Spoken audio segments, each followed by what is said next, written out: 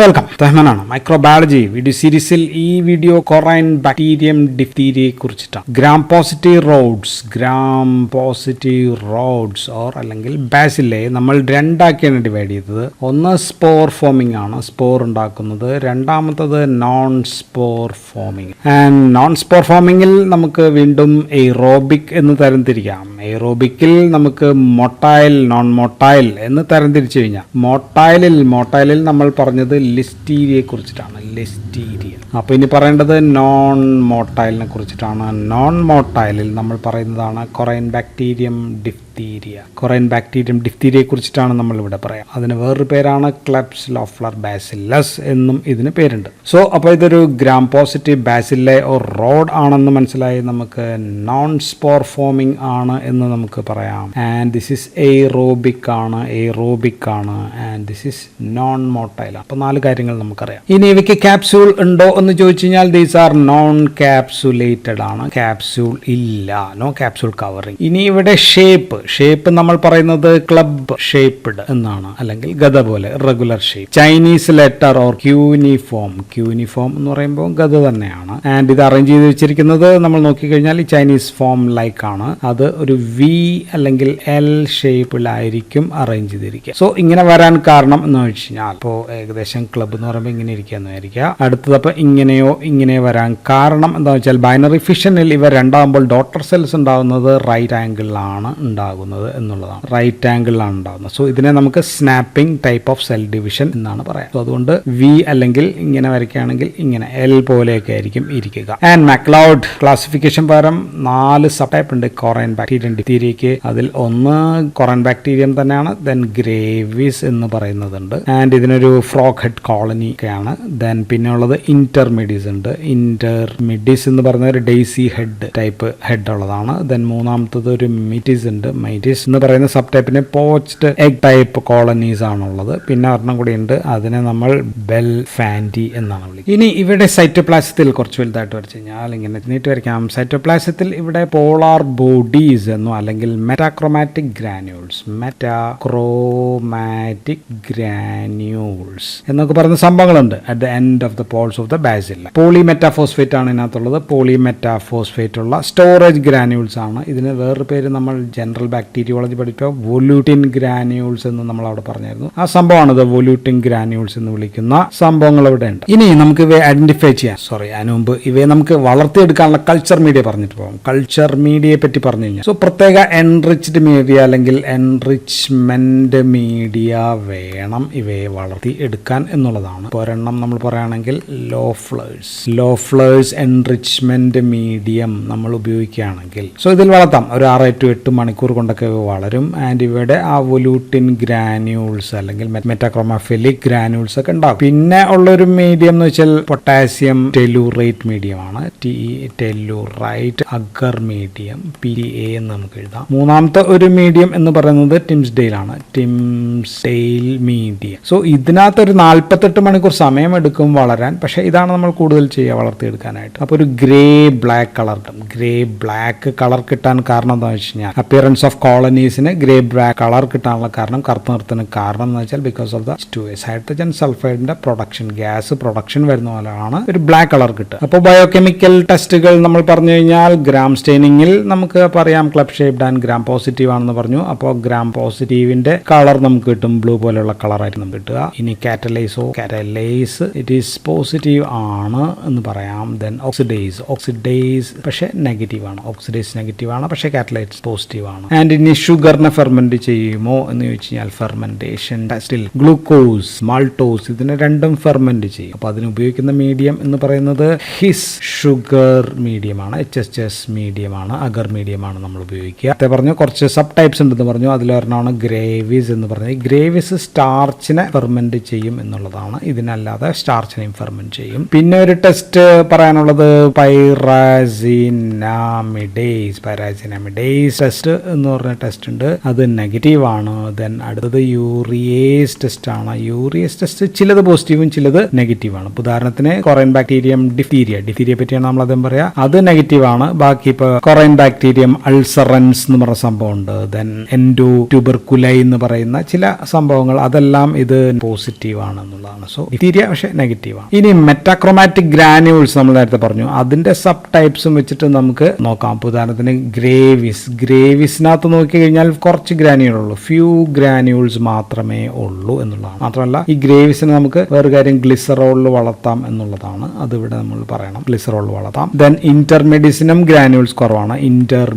അതിനും ഗ്രാനുൾസ് കുറവാണെങ്കിൽ, പക്ഷെ മിറ്റിസ് എന്ന് പറയുന്ന ആ സബ് ടൈപ്പിന് എബണ്ടന്റ് ആയിട്ട് ഗ്രാനുൾസ് ഉണ്ട്, എബണ്ടന്റ് ഗ്രാനുൾസ്. ഇങ്ങനെയൊക്കെയുള്ള സംഭവങ്ങളാണ്. ആൻഡ് ഇത് സ്റ്റെയിൻ ചെയ്യാൻ, ഇപ്പൊ ഗ്രാനുൾസിനെ സ്റ്റെയിൻ ചെയ്യാനായിട്ട് നമുക്ക് ആൽബർട്ട് സ്റ്റെയിൻ ഒക്കെ ഉപയോഗിക്കാം. അപ്പോൾ ആൽബർട്ട് സ്റ്റെയിൻ നമ്മൾ സ്റ്റെയിനിങ് മെത്തേഡ്സിലൊക്കെ പറഞ്ഞതാണ്. ദെൻ അപ്പോൾ ഒരു ബ്ലൂ കളർ, ആൽബർട്ട് സ്റ്റെയിൻ ആണെങ്കിൽ ബ്ലൂ കളറാണ് കിട്ടുക. ദെൻ നീസേഴ്സ് സ്റ്റെയിൻ ഉണ്ട്. ഓക്കെ, പിന്നെ കുറച്ച് സ്റ്റെയിൻ ഒക്കെ ഉണ്ട്. അപ്പോൾ ഇങ്ങനെ സ്റ്റെയിൻ വെച്ചിട്ട് നമുക്ക് ഈ മെറ്റക്രോമാഫിലെ ഗ്രാനുൾസിനെ വെച്ചിട്ട് നമുക്ക് ഇവ ഐഡന്റിഫൈ ചെയ്യാനായിട്ട് പറ്റും. ഇനി ഇൻവിവോ ഉണ്ട്. ദെൻ ഇൻവിട്രോ ടെസ്റ്റുകളൊക്കെ ഉണ്ട്. ഇൻവിവോയിൽ ഗിനി പിഗിൽ സബ്ക്യൂട്ടേനിയസോ ഐഡിയൊക്കെ കുത്തിവെച്ചിട്ട് പരിശോധിക്കാം. ദെൻ ഇൻവിട്രോയിൽ നമ്മൾ നോക്കുന്നത് ഇതിന്റെ ടോക്സിൻ ആണ്. ടോക്സിന്റെ ജീൻ നമ്മൾ നോക്കുന്നു. അത് PCR, ELISA, immuno chemical method, then cytotoxicity test in the cell lines, അങ്ങനെയൊക്കെ വിവിധ ടെസ്റ്റുകൾ വഴിയും നമുക്കിത് ഫൈനൽ കൺഫേം ചെയ്യാം അല്ലെങ്കിൽ ഐഡന്റിഫൈ ചെയ്യാം. ഇനി നമുക്ക് ഡിഫ്തീരിയയിലെ ടോക്സിനെ പറ്റി പറയാം. ഡിഫ്തീരിയ ടോക്സിൻ ആണല്ലോ ഫേമസ്. ടോക്സിന് 2 ഫ്രാഗ്മെന്റ്സ് ഉണ്ട്. ഫ്രാഗ്മെന്റ് എ ഉണ്ട്, ഫ്രാഗ്മെന്റ് എ ആൻഡ് ഫ്രാഗ്മെന്റ് ബിയും ഉണ്ട്. ആൻഡ് ബി എന്ന് പറയുന്നത് ഇത് ബൈൻഡിങ് ഏജന്റ് ആണ്. ബൈൻഡിങ് ഏജന്റ് ആയിട്ട് വർക്ക് ചെയ്യുന്നതാണ് ഫ്രാഗ്മെന്റ് ബി എന്ന് പറയുന്നത്. ഇപ്പോൾ ഉദാഹരണത്തിന് ഒരു സെൽ, നമ്മുടെ സെല്ലാണെങ്കിൽ ഇതിൻ്റെ ഇവിടെ എപ്പിഡെർമൽ ഗ്രോത്ത് ഫാക്ടർ ഒക്കെ ഉണ്ടെങ്കിൽ ഈ ഫാക്ടർ ബി വന്ന് ഇവിടെ ഒട്ടിച്ചേരും. ആൻഡ് ഇത് വന്ന് ഒട്ടിച്ചേരുമ്പോഴത്തേക്കും ഫാക്ടർ എ ഇവിടെ ഒട്ടിച്ചേരും, അത് ഇന്റേണലൈസ് ചെയ്യും, അത് അങ്ങനെ സെല്ലിൻ്റെ അകത്ത് എത്തുകയും ചെയ്യും. So and this factor A ആണ് ഇതിൻ്റെ ആക്റ്റീവ് ഫോം എന്ന് പറഞ്ഞാൽ അസുഖമൊക്കെ വരുത്തുന്നത്, ഇതാണ് ആക്റ്റീവ് ഫോം ആണ്. ആൻഡ് ഇത് ചെയ്യുന്നത് സെല്ലിനകത്തുള്ള പ്രോട്ടീൻ സിന്തസിസ് ഇൻഹിബിറ്റ് ചെയ്യലാണ്. പ്രോട്ടീൻ സിന്തസിസ് ഇൻഹിബിറ്റർ ആണ്. പ്രോട്ടീൻ സിന്തസിസ് നമ്മൾ ട്രാൻസ്ലേഷൻ എന്ന് പറയും. ആൻഡ് ഇത് ചെയ്യുക ഇലോങ്ങേഷൻ ഫാക്ടർ 2. ഇലോങ്ങേഷൻ ഫാക്ടർ 2 ഉണ്ട്. EF2 എന്നാണ് നമ്മൾ സാധാരണ എഴുതുക. പ്രോട്ടീൻ സിന്തസിസ് പഠിച്ചിട്ടുണ്ടെങ്കിൽ അറിയാം. ആൻഡ് ഇലോങ്ങേഷൻ ഫാക്ടർ 2 വർക്ക് ചെയ്യാനായിട്ടുള്ള ABC റൈബോസിലേഷൻ, ADP റൈബോസിലേഷനെ ഇൻഹിബിറ്റ് ചെയ്യുക എന്നുള്ളതാണ്. സോ ADP റൈബോസിലേഷൻ ഇൻഹിബിറ്റർ ആണ്. So no translation because EF2 is inhibitor. So ഇതേപോലെ വർക്ക് ചെയ്യുന്ന വേറെ കുറച്ച് ആൾക്കാർ നമ്മൾ പല സ്ഥലത്തൊക്കെ കേട്ടിട്ടുണ്ടാകും. ഇപ്പോൾ ഉദാഹരണത്തിന് എക്സോടോക്സിൻ A ഓഫ് സ്യൂഡോമോണാസ് ഇങ്ങനെ തന്നെയാണ് വർക്ക് ചെയ്യുക. ദെൻ ഷിജല്ലയൊക്കെ ഇതേ വർക്ക് തന്നെയാണ് ചെയ്യുക. സോ ഇതാണ് ഇതിന്റെ മെക്കാനിസം ഓഫ് ആക്ഷൻ. ആൻഡ് ഇനി ടോക്സിൻ പ്രൊഡക്ഷൻ, ഒരു സെല്ലിനകത്ത് ബാക്ടീരിയയുടെ അകത്ത് ടോക്സിൻ പ്രൊഡക്ഷൻ സ്വാധീനിക്കുന്ന പല ഘടകങ്ങളുണ്ട്. അതിലൊരു ഘടകം എന്ന് പറയുന്നത് സെല്ലിനകത്തുള്ള അയൺ കോൺസെൻട്രേഷൻ ആണ്. So iron is A negative regulator ആണ്. നെഗറ്റീവ് റെഗുലേറ്റർ എന്ന് വെച്ചാൽ അയൺ കോൺസെൻട്രേഷൻ കൂടി കഴിഞ്ഞ് കഴിഞ്ഞാൽ ടോക്സിൻ ഉണ്ടാവുന്നത് കുറയും, ഡിക്രീസ്ഡ് ടോക്സിൻ ആയിരിക്കും സംഭവിക്കുക. ഇനി ഓർഗാനിസം കൊറോൺ ബാക്ടീരിയ ഡിഫ്തീരിയ ഒരു നോൺ ഇൻവേസീവ് ആണ്. നോൺ ഇൻവേസീവ് എന്ന് വെച്ച് കഴിഞ്ഞാൽ അത് ലോക്കൽ സൈറ്റിൽ മാത്രമായിരിക്കും action, not multiply in blood അങ്ങനെയൊക്കെ ഒന്നും പോയി സിസ്റ്റമിക് ആയിട്ട് ഒന്നും പോകാൻ പോകുന്നില്ല ഈ ബാക്ടീരിയ. അതുകൊണ്ട് തന്നെ ബാക്ടീരിയമ ഇതുമൂലം ഉണ്ടാകുന്നില്ല. പക്ഷെ ഇതിന്റെ ടോക്സിൻ മൂലം ടോക്സീമിയ ഉണ്ടാകും എന്നുള്ളതാണ്. സോ ബാക്ടീരിയ അല്ല പ്രശ്നം, അതിൽ നിന്ന് വരുന്ന ടോക്സിൻ ആണ് പ്രശ്നം. സോ അപ്പോൾ ബാക്ടീരിയൽ ഇൻഫെക്ഷൻ മൂലം, ബാക്ടീരിയ മൂലം ഉണ്ടാകുന്നത് ലോക്കൽ ഇൻഫെക്ഷൻ ആണ്. ലോക്കൽ സ്കിൻ ലീഷൻസ് ആണ് ബാക്ടീരിയ മൂലം ഉണ്ടാകും. സോ ടോക്സിൻ മൂലമാണ് അതിന്റെ മറ്റ് സിസ്റ്റമിക് ആക്ഷൻസ് ഓർ മാനിഫെസ്റ്റേഷൻസ് എല്ലാം ഉണ്ടാകുന്നത് ടോക്സിൻ മൂലമാണ്. അപ്പോൾ ബാക്ടീരിയ മൂലം ലോക്കൽ ഉണ്ടാകുന്നത്, ഞാൻ പറയുന്നത് ബാക്ടീരിയ മൂലമാണ്. ലോക്കൽ ഉണ്ടാകുന്നതിനെ നമ്മൾ വിളിക്കുക ക്യൂട്ടേനിയസ് ഡിഫ്തീരിയ എന്നാണ് നമ്മൾ അതിനെ വിളിക്കുക. So first thing is cutaneous diphtheria ആണ്. ഇൻഫെക്ഷൻ ഉള്ള സ്കിൻ ഭാഗം കുറച്ച് ഇങ്ങനെ ഉയർന്നു നിൽക്കും, അതിന് നമ്മൾ പഞ്ച്ഡ് ഔട്ട് അൾസറേറ്റീവ് ലീഷൻ എന്നാണ് വിളിക്കുക, വിത്ത് നെക്രോസിസ്. ആ ഭാഗം നശിച്ചിട്ടുണ്ടാവും. ചുറ്റും ഇങ്ങനെയാണെങ്കിൽ ഇവിടെ ഇങ്ങനെ പൊങ്ങി നിൽക്കുകയായിരിക്കും. ചുറ്റും ഇങ്ങനെ എഡീമയും മെർദീമയും അങ്ങനെയൊക്കെയുള്ള പ്രശ്നങ്ങളുണ്ടാവും. ആൻഡ് ഇത് വാക്സിനേഷൻ എടുത്ത ആൾക്കാരിലും വരാം, DPT ഒക്കെ എടുത്ത ആൾക്കാരിലും എന്ത് വരാം, ക്യൂട്ടേനിയസ് ഡിഫ്തീരിയ വരാം. എന്തുകൊണ്ടാണ്? കാരണം ബാക്ടീരിയ ആണ് ഇത് ഉണ്ടാക്കുന്നത്. നമ്മൾ വാക്സിൻ കൊടുക്കുന്നത് എന്തിനെതിരെയാണ്? ടോക്സിനെതിരെയാണ് നമ്മൾ വാക്സിൻ കൊടുക്കുന്നത്. പക്ഷേ ഇവിടെ വാക്സിനേഷൻ കൊടുത്താലും ഫലമില്ലാത്തത് because it is due to bacteria. ഇനി ഇങ്ങനെ ഉണ്ടായ ഈ ഇൻഫെക്ഷനിലെ അഡീഷണൽ സെക്കൻഡറി ഇൻഫെക്ഷൻസ് വീണ്ടും അതിന്റെ പുറത്ത് മറ്റ് ബാക്ടീരിയകൾ മൂലമുള്ള സെക്കൻഡറി ഇൻഫെക്ഷൻസും കൂടി ഉണ്ടാകാം. ഇനി മോസ്റ്റ് കോമൺ ഡിഫ്തീരിയ എന്ന് പറയുന്നത് റെസ്പിറേറ്ററി ഡിഫ്തീരിയയാണ് എന്നുള്ളതാണ്. റെസ്പിറേറ്ററി ഡിഫ്തീരിയ ആണ് മോസ്റ്റ് കോമൺ ആൻഡ് ഏറ്റവും അപകടകാരി ഇതാണ്. സോ ഇതിന്റെ സൈറ്റ് എന്ന് പറയുന്നത് ഉണ്ടാകുന്ന സൈറ്റ് ഈസ് ഇൻ ദ ടോൺസിലാകാം, അല്ലെങ്കിൽ മിക്കവാറും ഫാരിങ്സ്. ഇവിടെ രണ്ടുമാണ് പ്രധാനമായിട്ട് ഉണ്ടാകുന്നത്. അപ്പൊ അതിന് നമ്മൾ FAU ഫോസിയൽ ഡിഫ്തീരിയ എന്നും നമ്മൾ ഇതിനെ വിളിക്കാറുണ്ട്. പിന്നെ ഉണ്ടാകാവുന്നത് നോസിൽ ഉണ്ടാകാം, ലാരിങ്സ്, അങ്ങനെയൊക്കെയുള്ള. സോ റെസ്പിറേറ്ററി ട്രാക്കിലാണ് ഉണ്ടാകുന്നത് എന്നുള്ളതാണ്. ആൻഡ് ഇതിന്റെ ഇൻക്യുബേഷൻ പീരീഡ് ഒരു 3 to 4 days ആണ് ഇൻക്യുബേഷൻ പീരീഡ്. ഇവിടെ എന്താണ് പ്രശ്നം? ഇവിടെ എന്താ പ്രശ്നം വെച്ചാൽ ഈ ടോൺസിൽ ആൻഡ് ഫാരിങ്സ് ഇവിടെ ഒരു ഇൻഫ്ലമേഷൻ ഉണ്ടാകുന്നു എന്നുള്ളതാണ്. സോ ബാക്ടീരിയ മൂലം അല്ലെങ്കിൽ ടോക്സിൻ മൂലം ഇവിടെയാണ് ഇൻഫ്ലമേഷൻ ഉണ്ടാകുന്നത്. ടോക്സിൻ മൂലമാണ് inflammation. So it forms A pseudo membrane അതിന്റെ പുറത്ത് ഉണ്ടാകുന്നു. ടോൺസിലും ഫാരിങ്സിന്റെ ഒക്കെ പുറത്ത് സ്യൂഡോ മെംബ്രെയിൻ ഉണ്ടാകുന്നു.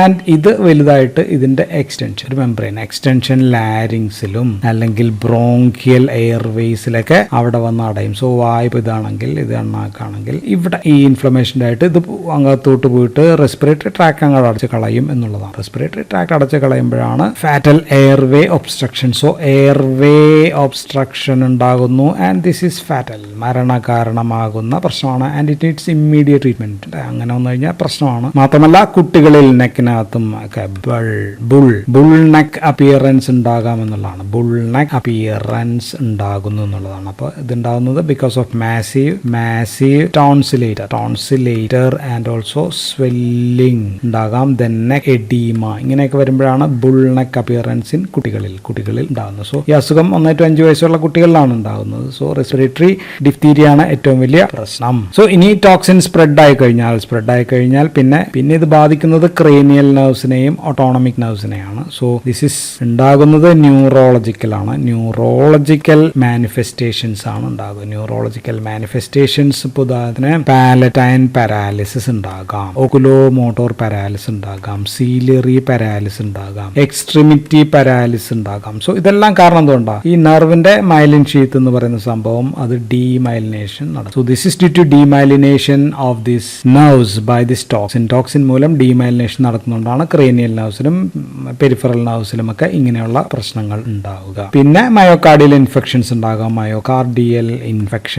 ഉണ്ടാകാം, ലൈക്ക് മയോകാർഡൈറ്റിസ് ആണ് ഉണ്ടാകുന്നത്. മയോകാർഡൈറ്റിസ് എന്ന് പറയുന്ന പ്രശ്നം, മയോകാർഡൈറ്റിസിന്റെ പ്രശ്നം, AV ബ്ലോക്ക് ഉണ്ടാകാം, അരിത്മിയ ഉണ്ടാകാം, ഇങ്ങനെയൊക്കെയുള്ള പ്രശ്നങ്ങളാണ് അടുത്ത പ്രധാനപ്പെട്ട പ്രശ്നങ്ങൾ. ഇനി രോഗത്തിന്റെ സ്പ്രെഡ്, രോഗം പകർത്തുന്നത് കാരിയേഴ്സ് മൂലമാണ്. സോ ടെമ്പററി കാരിയേഴ്സ് ഉണ്ട്, മാസങ്ങൾ മാത്രമുള്ളത്. ദെൻ ഉള്ളത് ക്രോണിക് കാരിയേഴ്സ്, വർഷങ്ങളായിട്ട് സംഭവം ക്യാരി ചെയ്യുന്ന ആൾക്കാരുണ്ട്. അതിൽ തന്നെ നെയ്സൽ കാരിയേഴ്സ് ആണ് ഏറ്റവും അപകടകാരികൾ. മൂക്കിൽ ഇവയുടെ അണുക്കൾ ഉണ്ടെങ്കിലാണ് ഏറ്റവും വലിയ പ്രശ്നം. സോ ട്രാൻസ്മിഷൻ എങ്ങനെയാണ്? സോ മോഡ് ഓഫ് ട്രാൻസ്മിഷൻ എന്ന് പറയുന്നത് എയറോസോൾ റൂട്ടാണ്. എയറോസോൾ റൂട്ട് എന്ന് പറയുമ്പോൾ റെസ്പിറേറ്ററി ഡ്രോപ്ലെറ്റ്സ് വഴി പകരാം. കുട്ടികളിലാണ്, 1 to 5 വയസ്സ് വരെയുള്ള കുട്ടികൾ വേഗം എഫക്റ്റ് ചെയ്യുന്നു. സോ ഇമ്മ്യൂണൈസ്ഡ് അല്ലെങ്കിൽ ക്രൗഡഡ് ഒക്കെ ആയിട്ട് താമസിക്കുന്ന കുട്ടികൾ. സോ ഇങ്ങനെയൊക്കെയുള്ള സംഭവങ്ങളാണ് വേഗം പകരുക. ആൻഡ് ഈ രോഗത്തിന്റെ ഒരു പ്രത്യേകത, ഇത് മനുഷ്യനിൽ മാത്രം, ഓൺലി ഇൻ ഹ്യൂമൻസ് അല്ല, കോളറയും ഓൺലി ഇൻ ഹ്യൂമൻസ് ആണ്. സോ അങ്ങനെയുള്ളൊരു രോഗം ആണ് എന്ന് പ്രത്യേകം ഓർക്കുക. മറ്റു മൃഗങ്ങളിലൊന്നും ഇത് ബാധിക്കില്ല, ഓൺലി മാൻ. അപ്പോൾ ഇനി നമുക്ക് വാക്സിനേഷനെ കുറിച്ചും കൂടി ഒന്ന് പറഞ്ഞു പോയേക്കാം. വാക്സിനേഷൻ നമുക്ക് ടോക്സോയിഡ് ആണ് വേണ്ടത്, ടോക്സിൻ അല്ല നമ്മൾ കൊടുക്കുക. ടോക്സോയിഡ് ഉണ്ടാക്കാനായിട്ട് നമ്മൾ ഉപയോഗിക്കുന്നത് പാർക്ക് വില്യം 8 സ്ട്രെയിൻ ആണ്. അതിൽ നിന്നെടുക്കുന്ന ടോക്സിൻ എടുത്തിട്ട് നമ്മൾ എന്ത് ചെയ്യും? ഫോർമാലിൻ അല്ലെങ്കിൽ അസിഡിക് pHലൊക്കെ നമ്മൾ ട്രീറ്റ് ചെയ്ത് കഴിയുമ്പോൾ, അല്ലെങ്കിൽ സ്റ്റോറേജ് ഇങ്ങനെയൊക്കെയുള്ള കണ്ടീഷനിൽ ദിസ് വിൽ ബിക്കം ടോക്സോയിഡ് ആയിട്ട് മാറും. ആൻറ്റി ടോക്സോയിഡ് ആണ് നമ്മൾ ഉപയോഗിക്കുന്നത്. ഇപ്പോൾ രോഗം വന്നാൽ, ഇപ്പോൾ ഓൾറെഡി ഡിഫ്തീരിയ ഉണ്ടെങ്കിൽ നമ്മൾ ഉപയോഗിക്കുന്നത് എന്തായിരിക്കും? ആൻറ്റി ഡിഫ്തീരിയ ഹൗസ് സിറമായിരിക്കും നമ്മൾ ഉപയോഗിക്കുക. ADS ആണ് നമ്പർ 1 പ്രിഫറൻസ്. രോഗം ഉള്ള ആൾക്കാരിൽ ആൻറ്റി ടോക്സിനായിട്ട് നമ്മൾ ഉപയോഗിക്കുന്നത് ഇതായിരിക്കും. ആൻഡ് പ്രിവെൻഷൻ നമ്മൾ വാക്സിനേഷനാണ് കൊടുക്കുക. വാക്സിനേഷന് നമ്മൾ DPT വാക്സിൻ എന്നാണ് നമ്മൾ കൊടുക്കുക. 3 ഡോസ് നമ്മൾ കൊടുക്കുന്നത് 6ാമത്തെ ആഴ്ച, 10ാമത്തെ ആഴ്ച, 14ാമത്തെ ആഴ്ച അങ്ങനെ കൊടുക്കും. പിന്നീട് നമ്മൾ 16ാമത്തെയും 24ാമത്തെയും അങ്ങനെ 5 ഡോസ് നമ്മൾ കൊടുക്കും. അങ്ങനെയാണ് നമ്മളുടെ ഡോസ് കൊടുക്കുന്നത്. ഇൻട്രാമസ്കുലർ ആണ്, തൈയിലേക്കാണ്, ആൻറ്റീരിയൽ ആസ്പെക്ട് ഓഫ് ദ തൈയിലേക്കായിരിക്കും നമ്മൾ കൊടുക്കുക. ആൻഡ് ഇത് സ്റ്റോർ ചെയ്യേണ്ടത് 2 to 8 ഡിഗ്രിയിലാണ് ഇത് സ്റ്റോർ ചെയ്യേണ്ടതെന്നുള്ളതാണ്. അതിൽ കൂടുതൽ തണുപ്പിക്കരുത്. ദെൻ പണ്ടൊരു ഷിക് ടെസ്റ്റ് എന്ന് പറയുന്ന ഒരു ടെസ്റ്റ് ഉണ്ടായിരുന്നു. ഷിക് ടെസ്റ്റ് ഒക്കെ ഞങ്ങളൊക്കെ പഠിച്ചിട്ടുണ്ട്. സോ ഇപ്പോൾ ഒന്നും കാര്യമായിട്ട് ഉപയോഗിക്കുന്നില്ല എന്നുള്ളതാണ്. ഇനി ട്രീറ്റ് ചെയ്യാൻ അസുഖമുണ്ടെങ്കിൽ നമ്മൾ ഇത് കൊടുക്കാം. ആൻറ്റി ഡിഫ്തീരിക് ഹൗസ് സിറമാണ് നമ്പർ 1. അല്ലെങ്കിൽ നമുക്ക് പെനിസിലിൻ കൊടുക്കാം, എറിത്രോമൈസിൻ, അങ്ങനെയൊക്കെയുള്ള മരുന്നുകൾ നമുക്ക് ആൻറ്റിബയോട്ടിക് കൊടുക്കാം. So that's all about corynebacterium diphtherium. So thank you for watching.